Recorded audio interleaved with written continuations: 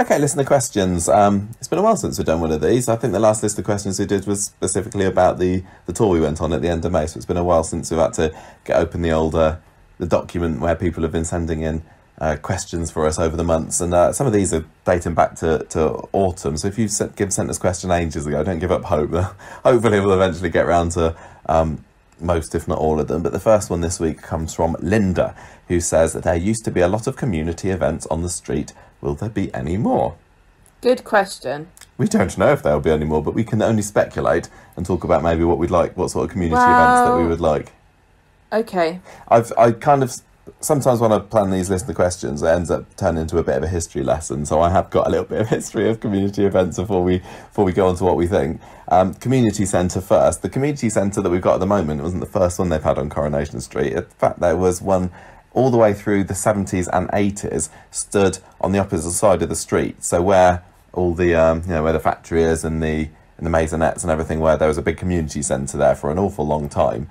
Can I just interrupt you and say, this is why I am just the guest appearance on this podcast, because you know so much more about everything to do with Coronation Street. I don't know all of this. I have used Corriepedia copiously. I've been doing this podcast for so long and I haven't learned it, so I'm never going to, am I? You've learned a few facts. You can test it out if we do the Coronation Street quiz this summer in worried about Manchester. this. I keep thinking about it going, I'm going to show myself up. You won't be on the team on your own, don't worry. So it's next to the Mark Britton Warehouse. Next to the Mark Britton Warehouse. Ken was administrator there for a bit, so he knows a bit about community events. Ina was very famously the caretaker there, and she lived in the flat, taken over by Percy Sugden, who was in charge until 1998. I'd love to do that. What, live above a community centre and be the caretaker. Or maybe what a simple life. Maybe career aspirations for you there. I just like sweeping things. Yeah. And putting chairs and stacks. So events that they had back then in the community centre included, and I don't know whether you'd like any of these to come back now, a flower show. Yeah, I'd love that. So that sounds like actually something they could probably do, because when we went to Manchester last time, there was a flower show on, wasn't there? But it wasn't this sort of flower show. This was like a proper... This was who can grow the largest marrow show. Yeah. Albert Hatlock got some prizes for his flowers and vegetables. And Emily Bishop got drunk on wine there. So I'd quite like to see one of these shows. You have to grow 3 of each thing to show how consistent you... Oh, I did not know that. There was a celebration in 1973, the Manchester Festival, and there was children's rides there. There was a strongman, a visit from Miss Weatherfield as well. And there's something that goes on like that at the moment. I'm just going to scroll down a little bit, because there's a Manchester, what's it called? Manchester Day. And this is a thing that goes on in June. It's been running since 2010, which is like a celebration of the cultural diversity of Manchester. And there's like parades and floats and everything like that. And I don't know whether this was, an early version of this, but I do like the idea of a Manchester event, because more and more I think that they're celebrating, being proud of Manchester in Coronation Street, even with like just, the bee iconography that's around. It really has changed recently, hasn't it? I think the Manchester bombing made everybody realise that the community is important and means a lot to them, and that Manchester is a fantastic place with really great heritage, and they should be proud and celebrate. Yeah, it's We Stand Together, isn't it? That came out of that. Yeah. And so what I would be actually quite interested to see them do something more in the future for Manchester. The importance of being earnest was put on, so they had a few plays there at the community centre. That was 1974. Cinderella as well. They did that. I think I could probably live without there being another pantomime. They gave up doing pantos after 2 or plays after 2 years. Yeah, it looks like we've got a loud cat that's just appeared. You've got something to say here, There's a bank holiday party, 1976, including such 70s activities as clog dancing, a barrel organ, and Punch and Judy. How very English sounding. That's the kind of thing that I don't think would go down well now. Generally, you can't do it. You can't do that now. Generally, I sometimes like the idea of community events, because they do still have them occasionally on Coronation Street, but when that actually comes on, they're often a bit of a letdown for me. They're often just like vignettes of characters talking to each other and saying throwaway lines that are useless and don't do anything. It's often like a comedy filler kind of story, isn't it? Yeah. Like a coconut shy, and Beth and Kurt there, and she's going, Kirky, win me a prize, and he's going, oh no, I can't throw things. Yeah, I mean, it's nice to have the lighter moments and everything, but that kind of thing useless. I'm not really gagging for, unless it was like, you know, murder at the community event. I love that. Well, let's get some Midsummer murder writers on the case. I suppose it's a little bit like, you know, they had that, remember when they had that Christmas a few years ago when Hope had the cancer and Tyrone put on the best Christmas ever with the reindeers and everything, and actually I didn't particularly mind that, to be honest, but I know that a lot of people didn't like it. That went down like a lead balloon with a lot of viewers. That's because everyone's cynical and horrible. And I just get the feeling that these kind of events, if they were put on now, people wouldn't like them. I think we should have Eco-Terrorism Day, where they all go around and pull all the plastic out of all the shops and burn it on the street. Well, Toyah can get back with their Spider can come and no. What was that thing that Toyah did? Wool bombing or whatever. You know, when they went and sewed. No, do you know what I mean? Yarn bombing. Yeah, Toyah's well into that. Yeah, but I think unless you use natural materials, it's terrible for the environment, isn't it? You've got to use actual wool, not like acrylic or. I'm sure that's all taken into account. So that was the community centre there. There was, and since then we've had Jamila House, which opened in 2014. No, there was also classes. Oh, there were classes there as well. There was local English classes, local. Yeah, exactly. Which there have been classes in the new community centre too, haven't there? Photography. Current photography class. There's been. Although the photography club has had to move into Corrie's, hasn't it? It's because it's been taken over at the moment. Yeah, so now this is the most that we've seen the community centre for a long time, although it's not actually being used for community centre things, which because it's kind Jamila of goes, House, named after. Yeah. Oh, go on. You feel free. No, you tell it. This is a fact that Gemma knows. Why is it called Jamila House? It was opened in Victoria Street in 2014. Cal's wife. And they have things like school holiday clubs, yoga classes, art classes, Santa's got etc. Yeah, it feels like it's very underused. It feels like a small space, doesn't it? I think the old community centre, and I've not seen a lot of it from the 70s and 80s, but I kind of imagine, especially if it was the other side of the street, a big building, just a lot more space for it, and they, you know? Mm-hmm. So, I mean, do you think, are you enjoying the factory at the community centre? No. I think that they need to get out of it at some point, but then I don't know what they would. I don't know. I think the community centre has been there a lot for the comedy storylines. We're not talking about the community centre though, we're talking about community events. Sorry, okay. In 1967, there was a tug of war on Christmas Day. So there were loads of events between the Flying Horse, and it doesn't get mentioned much, the rival pub to the Rovers, but yeah, they had a tug of war in 67. Stan had to pull out of that because he had a bad back, and from that came a quote, "Better to have tugged and lost than never tugged at all." Just going to from Jack Duckworth. And was it Jack Duckworth? You said no, that it was. Couldn't have been Jack. It must have been Jack Walker. And just going to show that if people say that now there's too much smut and innuendo in Coronation Street, it was alive and kicking back in 1967, because I can't imagine that was put that honestly. Mm-hmm. Famous football match between the Rovers and the Flying Horse in 1967. The Rovers 1969. 1969. See, this is why you should be saying it and not me, because I can't read. The Rovers team tried to sabotage their rivals by trying to kidnap their mascot, who was a donkey called Dolores. I can't even imagine what this would be like. I suppose they got a horse now. And they also got their star player, Tommy Deacon, drunk. Hilda scored an equaliser near the end, and the Rovers won in a coin toss. Because, it's better to have tossed and lost than never tossed at all. That's true. 72, Gemma, go on, you do this one. They had Olympics. Olympic Games. Stan won the beer drinking contest. Betty won at darts, and Ina won at dominoes. Yeah. So fun times.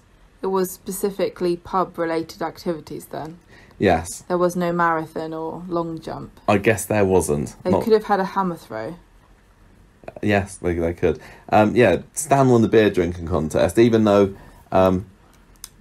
Ray and Len got him drunk the night before, and then they bet against him because they thought there's no way that he can win after a second lot of heavy drinking. But wow, they he forgot showed about them Hair wrong. of the Dog, didn't they? Exactly. They had a charity pram race, Rovers versus Flying Horse in 1978. Now this is where men had to dress as babies and drink pints. And then they went to around 4 pubs twice with women pushing them in prams. So Mavis had to push Eddie Yates's pram, and that collapsed. I'm not surprised, because Eddie was, a big lad. And although Susie Birchall and Steve Fisher came first, they were disqualified when it was discovered that she had drunk his last pint. Well, she was thirsty. Well, it's thirsty work pushing people around, I guess. Yeah. More Olympics in 1984. This was to raise money for Emily's Church appeal. They had more Olympic-y races. So there was an egg and spoon race, which... What do you mean more Olympic-y? Well, and then you said egg and spoon race, and the next thing is... Didn't you know that they're introducing egg and spoon race into the Tokyo Olympics next year? I'd like to see that. It's a bit risky with all those earthquakes. That's very true. Okay, more sports day themed events, should I say? Yes. So Bet cheated in the race by gluing her egg onto the spoon. Why make my life more difficult for yourself? There was You're right, this isn't Olympic at all, is there? A welly wanging contest, which is a welly wanging staple is a British institution, and by order of Her Majesty the Queen, every man, woman and child must practice welly wanging at least once a year to make sure that if the Scots ever come, we can welly wang them back. Well, you know what? It's better to have wanged your welly, yeah. than never have wanged your welly at all. Don't go down without a fight. Wanging is throwing. For anyone who's completely thrown by this. And wellies are Wellington boots, which I don't think Americans call them that. No, I think you're right. Rubber boots. No, they've got a different name for them. I can't remember. I don't know. Anyway, Betty won this because apparently she was used to chucking people out of pubs. Or wanging people out of pubs. I don't know. You never use the word wanging to describe any other form of throwing things. No, just wellies. Although you might say wang it over here. I don't know. I'm wondering now. There was a tug of war contest again that year, which the Rovers won. Hooray! Good.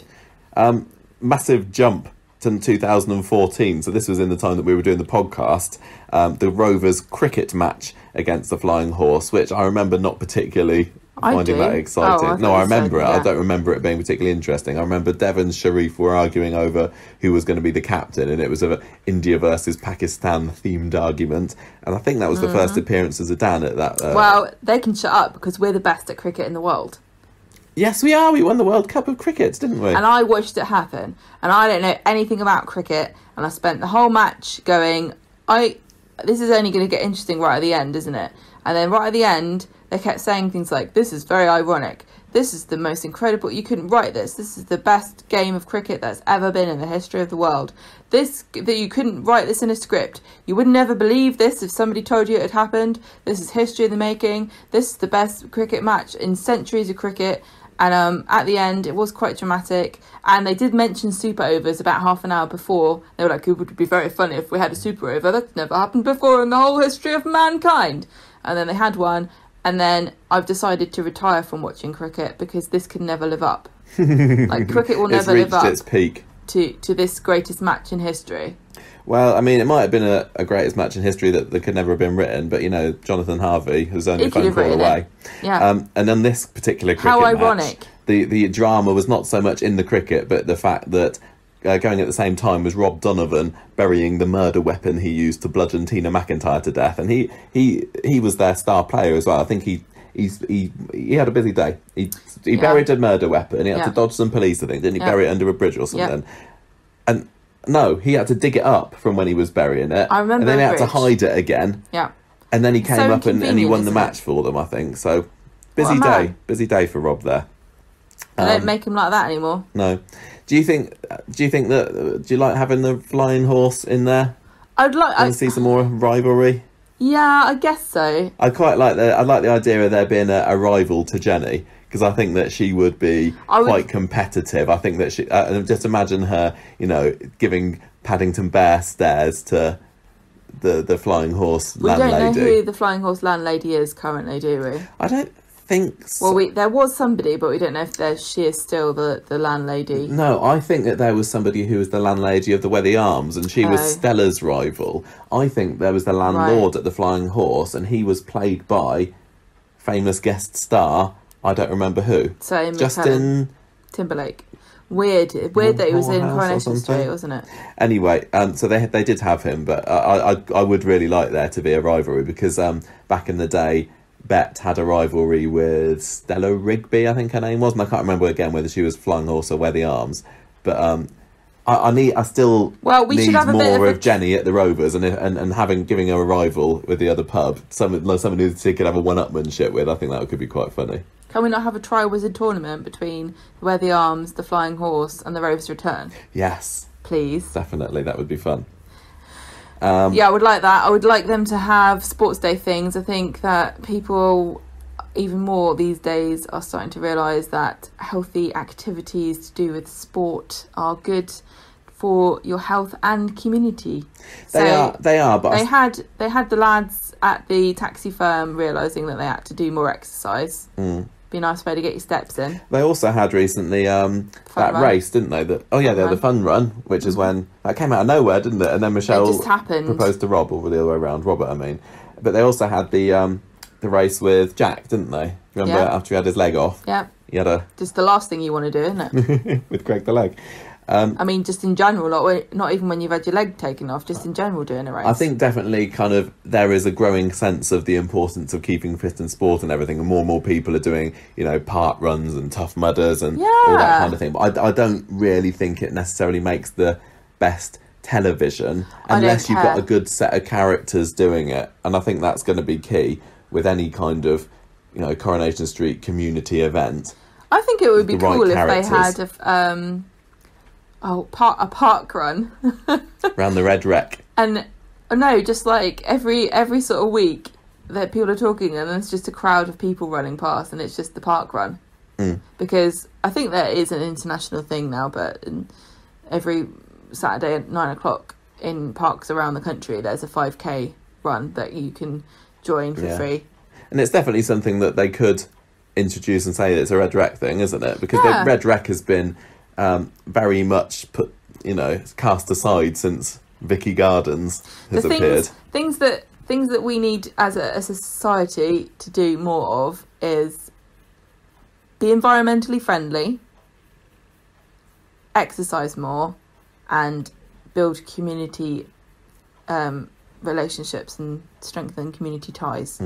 So it'd be nice if Coronation Street sort of did embrace those things. I know that they're eco-friendly production, but I would like them to talk about, this is totally different from community, but talk about, ecological things, and not just have Roy saying it, because I think it's easy to, put it in the mouth of a character that gets ridiculed for his strange ways to kind of deflect criticism or kind of stealth it in, but let's have people take it seriously. Well, yeah, the whole thing, and I know this isn't environment, but the keeping fit recently was not necessarily handled the best it could be, because even though Tim ended up getting his comeuppance for sneaking his chocolate bars, it was all seen as a bit light-hearted, wasn't it? And it was just not helpful. I got a couple of other community events they've done in the past. I don't know whether any of these float your boat. So they had a Silver Dew celebration in 1977. No, you said Silver Dew. You meant Silver Jubilee. I said Silver Jubilee. I don't think you did. Silver Jubilee celebration in 1977, where Bet dressed up as Britannia. I love that. Annie was Elizabeth. Brilliant. Ina with Queen Victoria. Now, this is the kind of thing, again, that with the right set of characters, that could be awesome. I guess we could have Jenny as a Queen Elizabeth figure now, maybe. Don't do the same thing over again. I mean, the thing is, we've had... I can't remember whether they did anything for the Golden Jubilee on Coronation Street now. But what's the next one to come up? Diamond Jubilee? Have we had that one already? But that's not going to be for ages, because it's in 2019. So you have to wait till 2027. Oh, is it? Well, you said it's 1977, so it's going to have to be every 10 years from there, isn't it? Yeah, I guess you're right. We'll just put our bid in for coming up with a great storyline in 2027. No. Silver Jubilee is 25, isn't it? Oh, so when would that be then? Maths is not my favourite thing. What was the Jubilee that we just had recently? I don't care. Can we talk about all this? Anyway, so on that Jubilee, they were supposed to ride on the back of a lorry, but Stan had left the lights on at night so it wouldn't get stolen, and so there was a flat battery in the end. So they couldn't. But there's some really cool pictures of these characters dressed up as the queens. So have a look if you haven't seen that. Britannia, totally fictional, but never mind. Oh yeah, Britannia is not a real queen. No. Or she's any kind of queen. She's just a lady that wears a toga and a helmet. Sits on the back of the 50p. And she's got a spear and a shield, and nobody really knows who she is. But she will rule the waves. She will indeed, yeah. Now that's a tour on the back of a lorry that didn't actually take place, but in 1991 there was one that did, and this is something that I've seen recently on Classic Coronation Street, the Weatherfield Carnival, and this is certainly something they could resurrect should they wish to. Again, character made this. The Better Boys had a float, and this is when Reg Holdsworth was in charge of it, and I know there's a lot of people don't like Reg Holdsworth, but I've been watching him on Classic Coronation Street, and despite the fact that he is obnoxious, seriously creepy man, and I don't think that they could get away with a character like that these days. I've actually found him really entertaining. That's because you're not threatened. No. The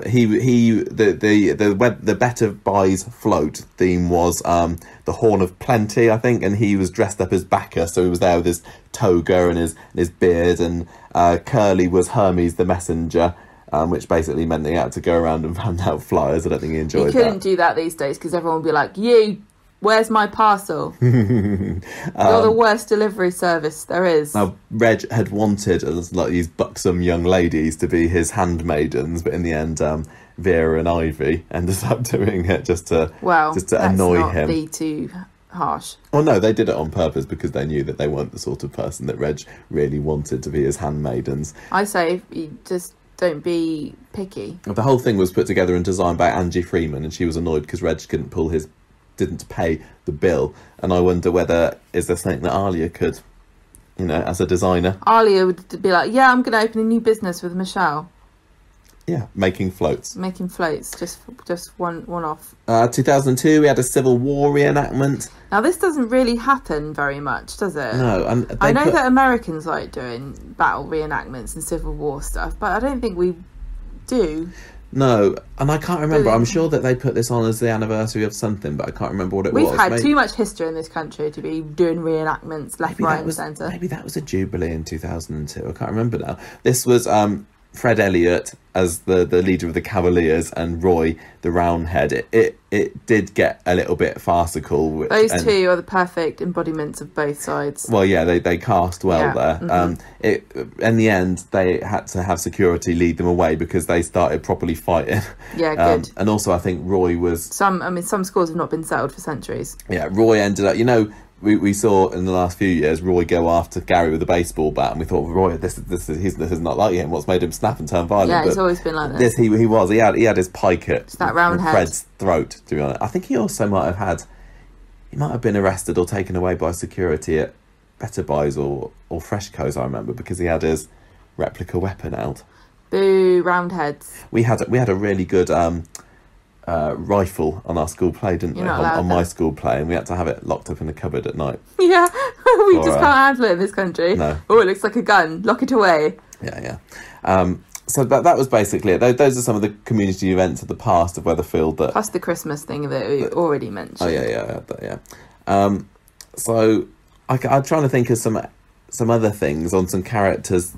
I think comedy-wise, it's probably something that they'd want to get like Mary involved in, or Brian as a school event.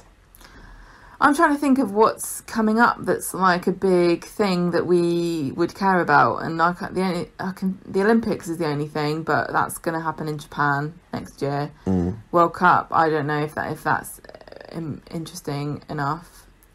I mean, at some point, sorry to break it to you, we may have a coronation of Charles. No, shut up. So I think that could be an opportunity to stir up a bit of national pride. Maybe in 20 years or so.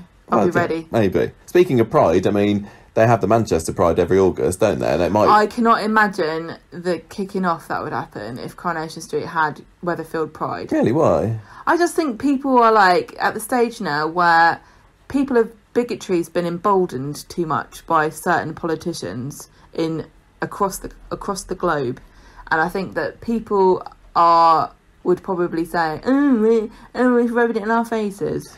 Some people would, but I think prides in cities, I think you can just not take part, right? But if you're the sort of person who's going to moan about it, that you would be annoyed if it was on television.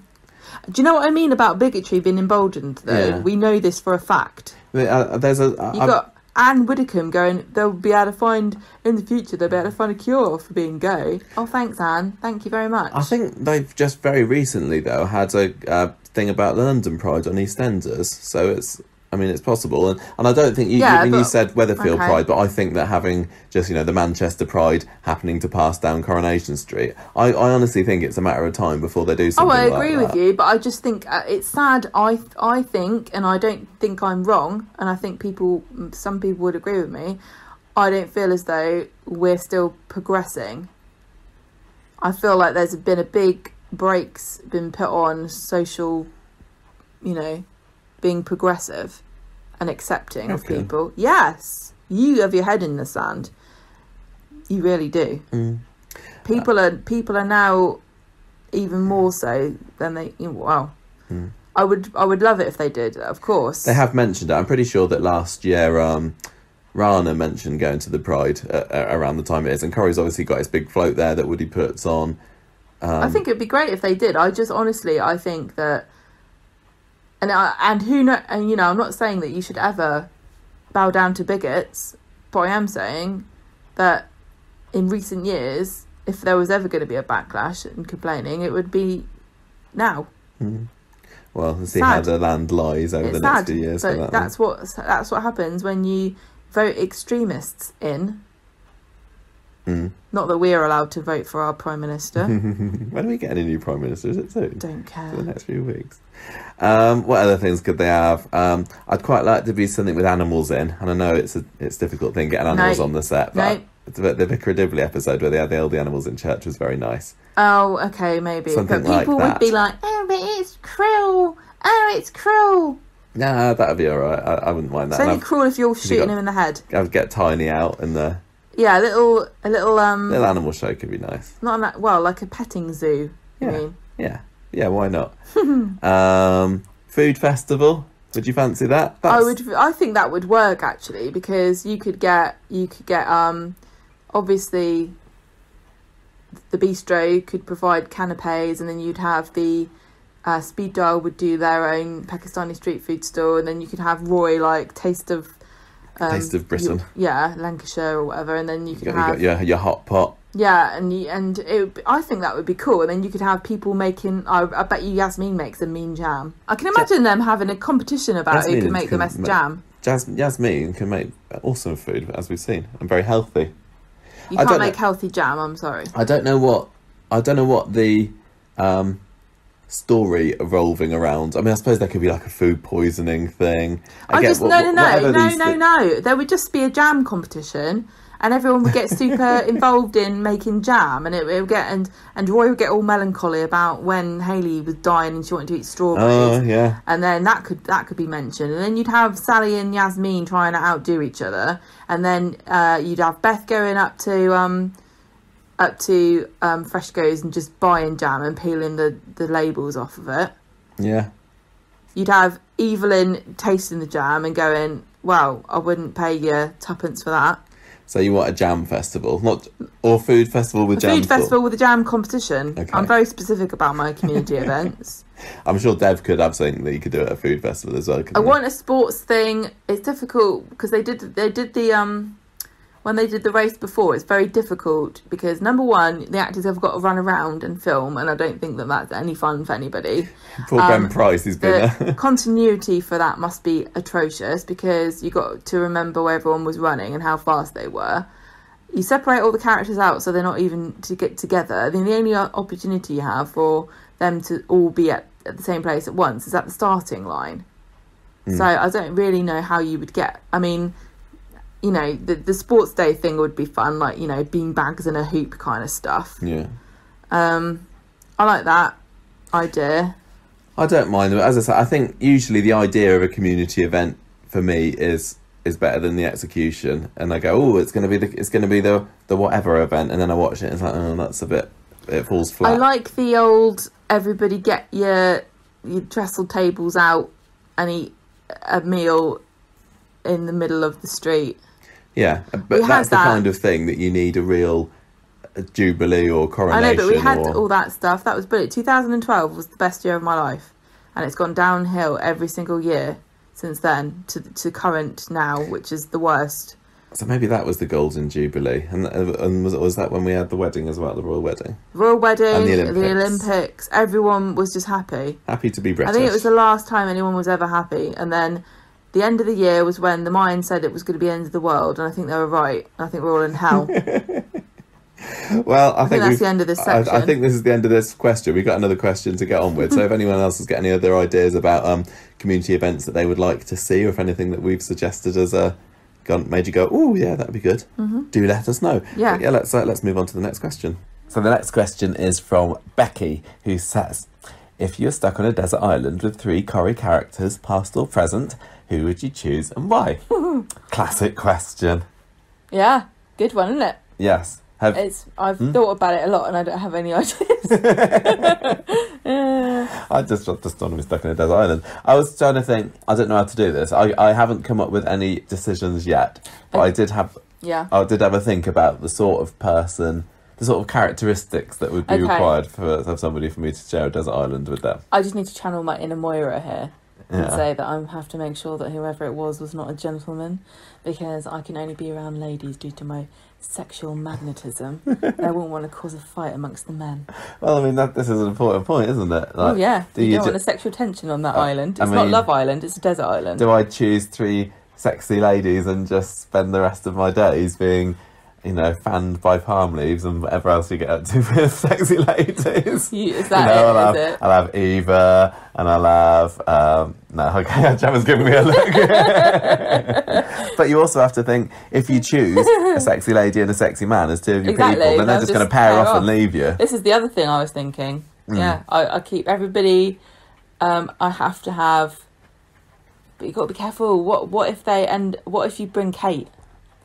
And she starts lusting after me. Kate? Oh. Yeah. Why would Kate lust after? Oh, yeah. Because I'm irresistible, Michael. Of course. What do you mean? Who wouldn't lust after you? Well, I mean, I don't know. It's one thing. I don't know why you would bring Kate along with you, unless her sheer force of nagging would be enough to, spur you on, you out to get you off of the island. It's one thing to be sexist, but it's not okay to be homophobic. No.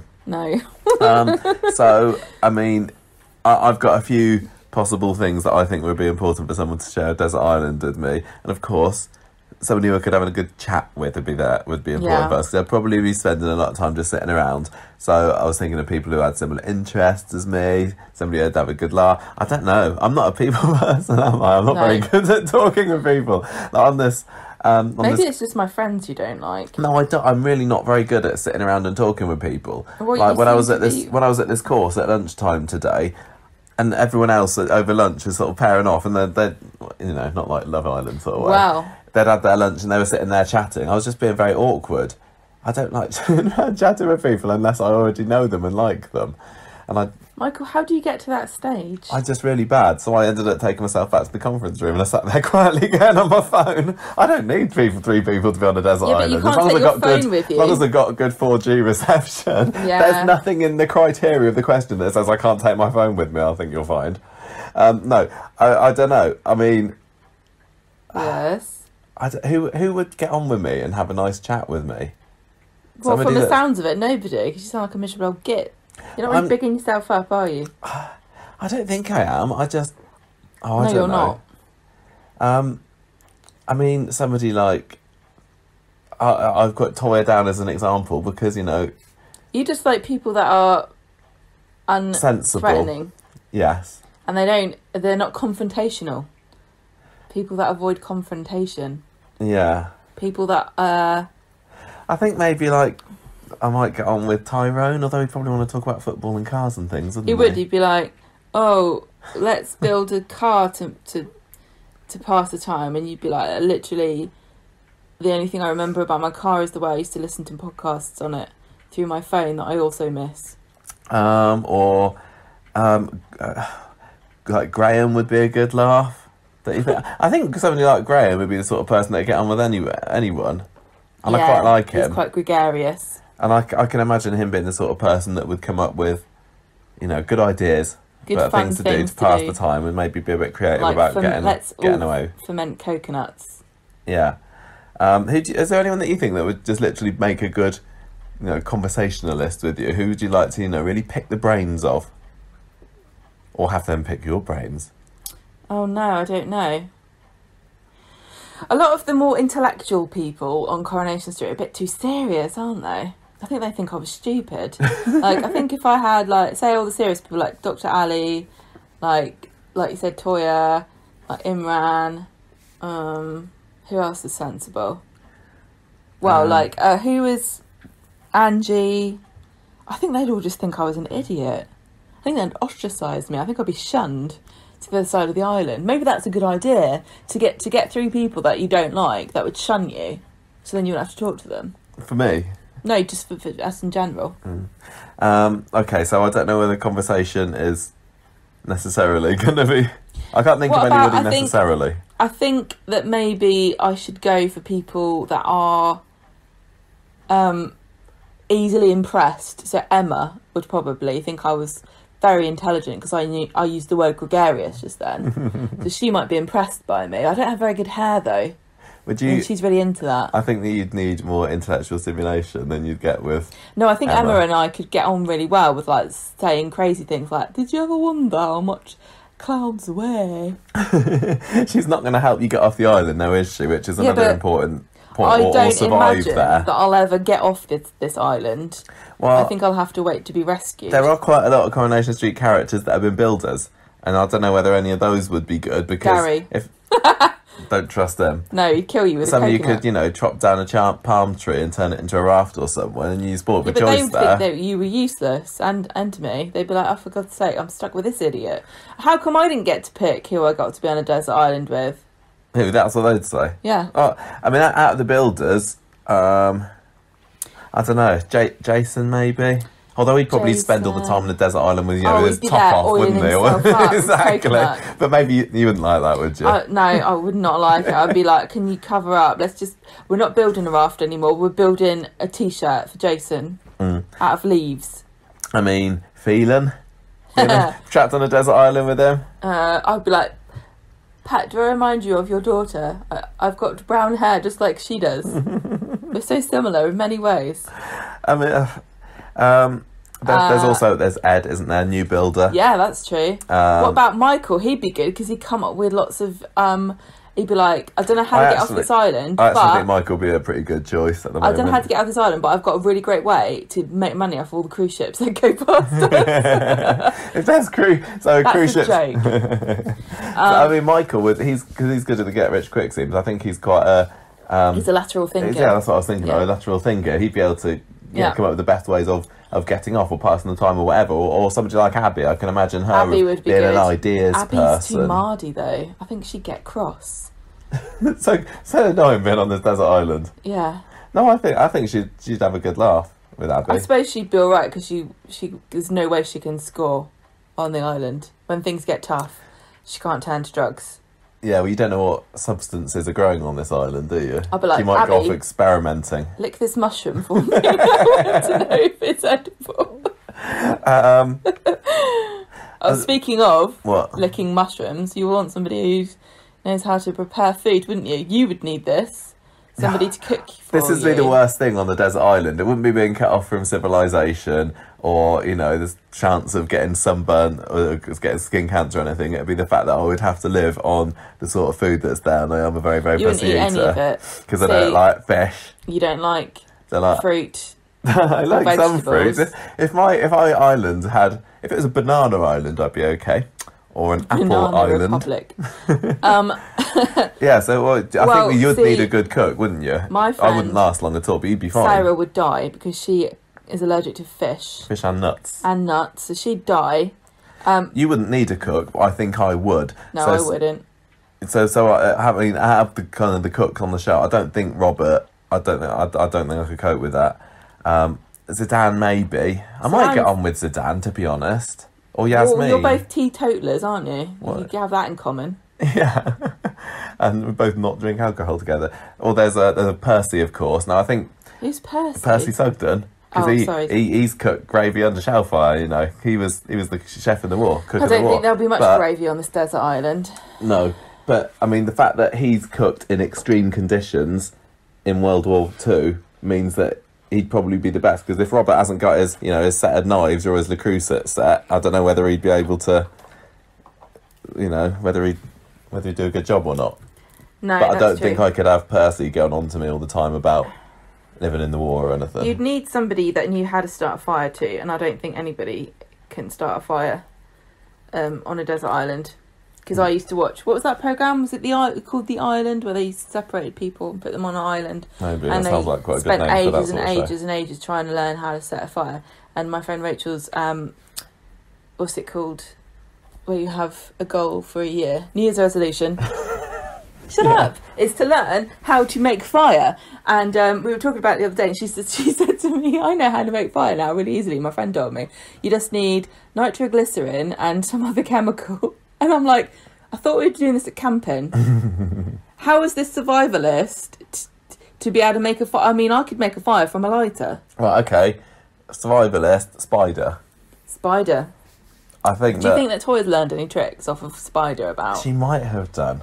She might be a dark horse in that respect. See, she might be like I said, Toy would be a good choice. I think Spider would be one of the best choices if you want somebody who's going to help you survive. Yep. Because he's been digging under tunnels and living up trees. Yeah, but he'd be all like, know all the tricks. When you were like saying things like, "Oh, I missed my shampoo," he'd scoff at you and make you feel bad. Like, "Oh, you decadent capitalist dog." He'd just help you see that.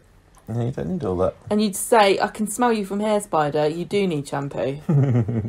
Or who else is that to survive on? Daniel. He grew up, he raised himself, didn't he, when Denise went off with him.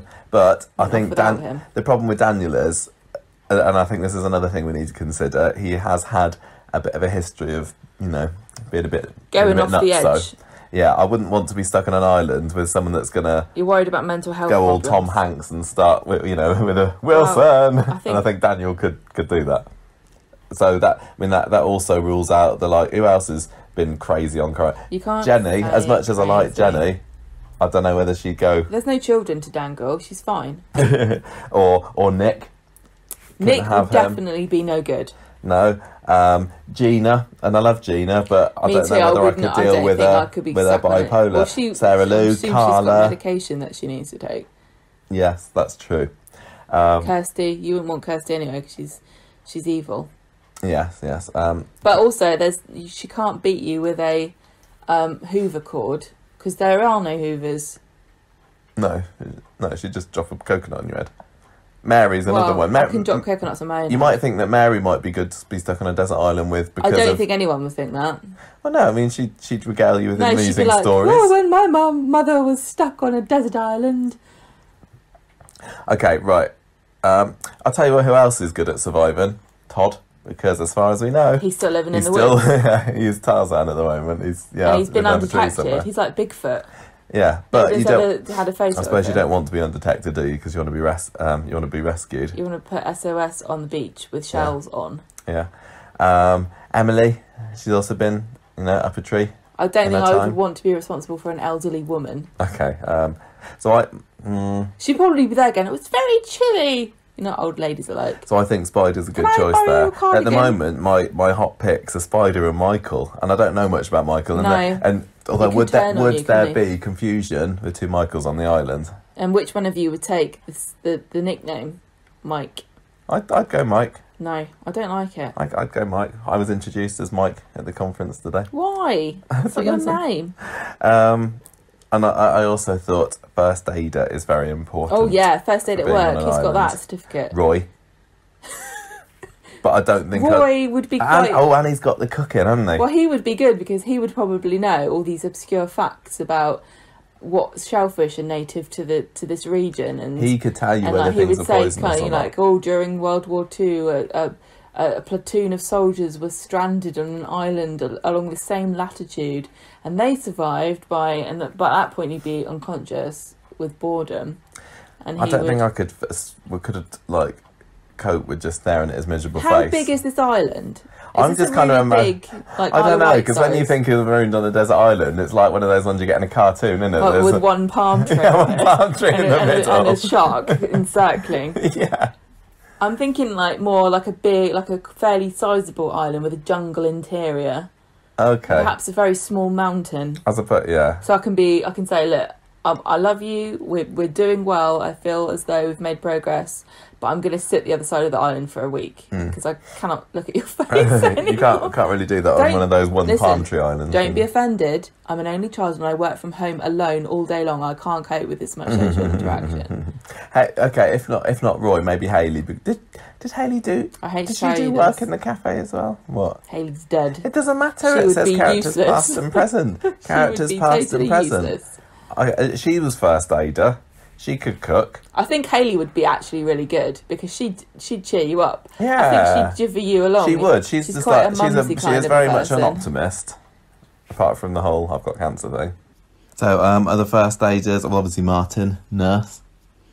Ali. But yeah, Dr. Ali. Dr. Gaddis. Yeah, yeah. I don't know what she likes. What's she into? Well, maybe this would be good. Get stuck on an island with Dr. Gaddas and you could learn all about her. Well, this is another good reason for Michael. He is a new character at the moment. Yeah. We don't know that much about what makes him tick. Yeah. If we invite a character that, you know, has been on Corrie for all this time, we've done character profiles on them, we know them inside out, there's only so much that we can learn from them. The other thing... We can't ask them about their pasts. ...is, so these are characters, but I'm me. Now, am I me as me...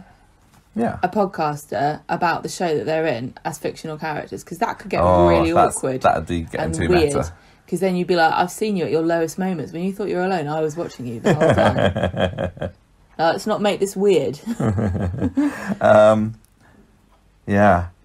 And also, am I on the show then? Is this like a DVD special bonus this is a short webisode. movie about them being stuck on a desert island with this random woman? It's a spin-off. Spin-off show. Yeah. I mean, that's fine. But is this like where they go when they disappear for a month at a time? Like, is this where Kate's been? Stranded on a desert island. This is where they go when they come back with the mysterious tans. Tan. Yeah, like, you've been to the Corrie Island. In, I think. Okay, I'm not done whether we're getting any vote. A couple of others that I thought of just as like random. I thought that Jack might be quite good. Or because if a group of pirates came past, he might be able to pass himself off as, like, you know, pirate with his peg leg or whatever. They or only Don. Accept their own. He goes, yeah, they could say, "You're one of us. Climb aboard me, hearty." Yeah. And then he's like, "Can Michael come along as well?" No, he'd turn on you. He'd be like, "Make them walk the plank." Somebody, I mean, I know it's a bit gruesome, but the worst comes to the worst, you might need to eat the person that you're stuck on the desert island with. So, you know, someone like Alf or Fred, someone with plenty of meat on them. I think Alf or Fred would live longer than all of us if there was starvation. True. They've got more to live off. Well, okay. You just need your electrolytes. Well, maybe that's why you want Alf and Fred and then Phelan can bump them off. I wouldn't want to do it myself. Oh, okay, yeah. But I was starting to get, a bit weird. Curly might be good, I thought, because if we did manage to find a way off the island, he'd be able to navigate us home by looking at the stars. He knows his stuff. I don't think it's worth it. Because that's the thing, getting off, all very well being able to survive, but you do need to get off, and then once you're off, how do you know which way you're going? He could help. The main question I actually need to ask too is, are there horrible spiders? Quite possibly. Because if there's horrible big spiders on the island, I might need just somebody with a big meaty fists, like... well, we said Jude. Jason earlier. Jude. Big lunk Jude, I'd say, "Can you kill that spider, please, Jude?" And he'd go, "Oh, I've already killed the spider." Because he's such a liar. You can find the desert island. I bet you he would not be able to outlie me if we were both on the island. I can tell some tall tales myself. We can see who comes out with the most outlandish story. Is there anyone that's actually... He could pretend to be Dr. Barlow and be a first aider. He must have brushed up on a little bit of... Well, from his paramedic training, yeah. He's fainting the sight of blood. Yeah, so I don't think he'd be any good. Becky has lived in Barbados, I assume, for quite a long time now. She would know. So she might know all the... How to kill spiders. You probably just need a giant spade. Yeah. Because you remember when we went to Jamaica and those spiders were so enormous? Yeah. Can you imagine? They'd be all around. I hate it. Well, we know that Richard Hillman is quite handy with a spade.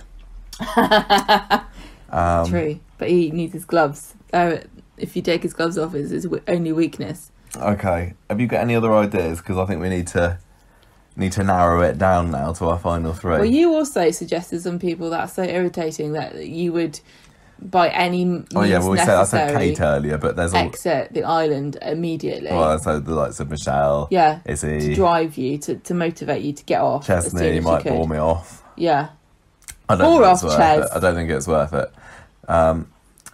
I don't think Sinead's a very good pick because she might not survive very long if, what we were talking about last week. Well, also, she's very fair, so she might sort of burn into a crisp. She might do. Right, I'm going to go with Hayley. Tell me why, each person. Hayley, because like you said, you need someone to cheer you up, nice and positive. I think she might be interested. I think she is the sort of person, actually, that I could get on and talk with because she's very... be very accommodating of your social ineptitude. Well, if she can put up with Roy, exactly, then I think Hayley might be a good one to talk to me. Definitely. And like I said, she can cook and she's got the first aid skills. And she brings her own anorak, which would make a nice little sleeping bag when it gets very cold at night. Quite. She did spend that time. I know it's not really a desert island, but Africa is anyway like a desert island. It's hot there, so she knows. I don't know what to say. Okay, so I'm going to go with Hayley, and I'm going to go with Spider, and I'm going to go with Michael. Those are my three. So Hayley, Spider, Michael. Spider for the survival skills. Michael for the ideas about how to get off. He's your ideas man. Yeah. And what do you bring to the table? Absolutely nothing. I brought you here, everybody. I summoned you with my imagination. Get me off. I did a king of the island. So a good selection there, because there's not going to be any sexual tension, I don't think, between the four of you. I don't know, that Hayley. Whoa. Oh, God. And Michael does like the older woman we've seen. True, like, keep your pants on, Hayley. I'm not having any funny business on this island. Okay, go on. Well, I wrote down earlier, and I'm not very imaginative enough to think of past characters, because once you've left the show, you're dead to me. In more ways than one. So I thought Becky would be a good one for you because you do like Becky. No, I like Becky as a character, but I think we'd hate each other in real life, don't you think? Possibly. She'd be like, "Oh, you stuck up cow," and I'm like, "You utter chow." Go on, who have you got then? I've got Abby because she's very practical. Yeah, and I think she would be a runner-up for me, to be fair. She'd bring the scientific kind of mind to things, like the practical kind of solutions, and also I think we both have cynical senses of humour. And you both talk about your love of cider. Yeah, that's true. We could try and make. If you live on an apple island. Yeah, on an apple island. You wouldn't ever get off. Correct. There, would you? We would just stay there. They'd come to rescue us, and we'd be like, "It's all right, we're cool." You'd take the other two. Yeah. I think you and Abby would get on quite well. I think we would. Yeah. She would help me out because the other person I've picked is Emma. Oh, okay. I think she'd be utterly useless, but she's very easy to tell what to do. I reckon you could say, "Emma, today we're going to do this, that and the other thing," and she'd go, "Oh, okay then," and she would just do it without question. She'd just be lying there in a bikini, wouldn't she? Well, I think she'd be nice and optimistic, and I think that she would bring a bit of levity to the island. That's what I was thinking of, yeah. I think she's a bubbly kind of She's girl. an optimist. She's a glass half full Definitely. kind of a person, and that's the sort of person you need. My final pick is Yasmin, because I think that when we're all scared and there's a thunderstorm and spiders circling the camp, she go, "Come on girls, let's all get round the campfire and sing Kumbaya." And also, as you noticed, I don't think that she sings Kumbaya between. No, they're either. So I've got a boys' island and plus Hayley. Yeah, and I've got a girls' island, so we'll see who gets off the island first. Okay, that sounds like a TV show as well. You're on. Well, there we go. That's who would be stuck in the desert island. And also all my current characters, and I don't think these three really know each other very well, but I don't think that they wouldn't get on. So yeah, no, I think you're right. Would mine get on with each other? I think well enough. It's funny how Who did you pick again? Michael, Spider, and Hayley. Yeah, they would get on fine, I think. They're all quite, you know, they're cheery all happy-go-lucky people, kind of people. You're quite like that, I think. Oh, thanks. You're happy-go-lucky, and I'm like, we'll just, like I said earlier, we are in hell. Okay, so there we go. Thank you for listeners for providing yet more interesting list of questions. I love that question. Yeah, I like these kind of questions. I like that kind of question. There's nothing wrong with the community event question. No, I like both of them. But that did turn into a little bit of a history lesson. I hate it when that happens. but I like those because I learn things too. I like the ones where we learn things together as a podcast family. Yes. And I like ones where we get to exercise our imagination. I want to know what people who are listening, who would you take to the desert island? We will definitely put that up on Facebook. And why? I think there could be some nice discussion there. Yeah.